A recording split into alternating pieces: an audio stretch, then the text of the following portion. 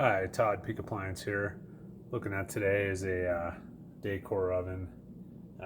No heat. Actually, it does have heat, but what's been happening is the heat's been failing on it frequently. And the reason being is that I can swap that. No, I can't. And the reason being is that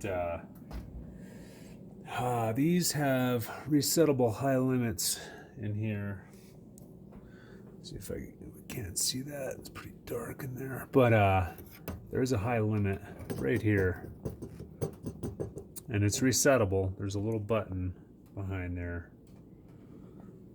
And basically how you get at that is there's this trim panel. I already removed it. There's 4 screws, 2 here, 1 in each corner.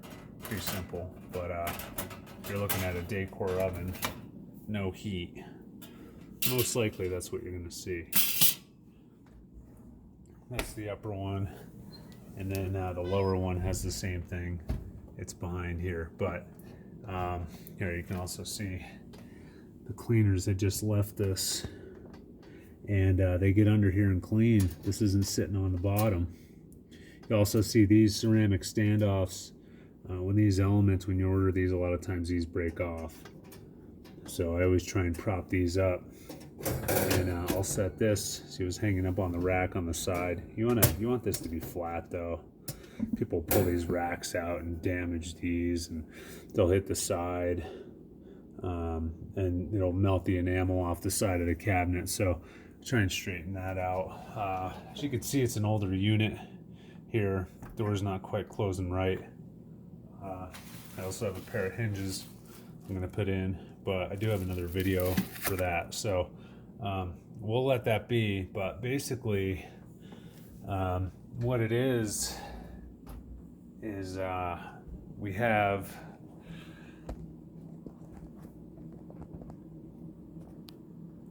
a new limit here.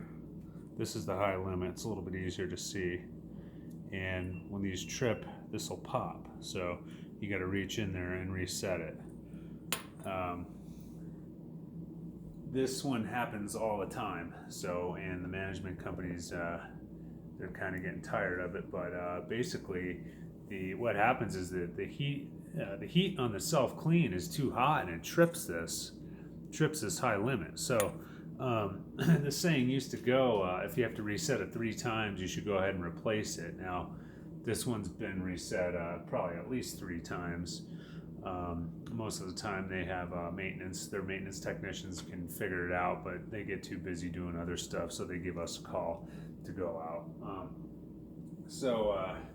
Speaking to them, told them that these were worn, so we should go ahead and replace this. A lot of times I'll do both of these. This upper one's okay though. It's got a nice feel on it. And they don't want to spend a lot of money on it due to the age, even though it's in pretty good shape. But you can see there's some scratching in the stainless on here. So I think that was up top, and it's the same door, so you can swap them. So what I'm going to do is I'm going to swap this out, because again, that one's been reset too many times, and they just they're too sensitive. So we always tell people not to use self-clean. That'll help, because not all ovens have this resettable style, and the ones that are non-resettable, like most Whirlpool machines, for instance, you have to pull the machine out, and you have to put a new part in. So these are pretty handy in that respect, that you can just reset the high limit in there, and a lot of other things too. This is worn here. These lock motors go bad, just based on the age. These lock motors go bad. I'll replace those as well, but everything on this is working. Here's this upper element, same thing. Just gonna set it back down, and I'm gonna put this new one in. I tell them not to use self-clean, but they use it anyway. They try not to, but it's communication between the cleaners and the management company. It happens sometimes. So basically on these Dacors, there's a couple 5/16 screws back here, and I'll reach in and take that out. There's enough room to work. This is kind of unique because there's a sub panel that's locked into a closet in this home, and the sub panel is locked in the closet, so I can't turn this oven off. But what I did is a couple ways to do it. This would be the least accurate, but I put my test pen on it. Since the machine's off, there's no voltage going into here, but you never know. Sometimes there may be voltage present on, especially like on heating elements. Sometimes there'll be a couple volts or whatever. So I went ahead and metered it with my meter and went in there, tested each leg, and didn't see any voltage. So since I can't get at the high limit, or I'm sorry, the breaker panel, and again, this isn't really recommended, but you know, they have a check-in here later today, and I want to get this part. I want to get this guy running. I want to get it replaced. So I metered it, and I know there's no voltage present at this guy unless the machine's on.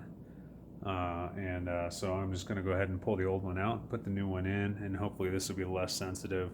So they will be able to self-clean, but you just don't know. But one of the things that you want to check is when this stops heating, you want to make sure that your cooling fans are moving air, because sometimes if they get seized up, that will be one of the reasons that'll overheat. There's no airflow. So I always check that.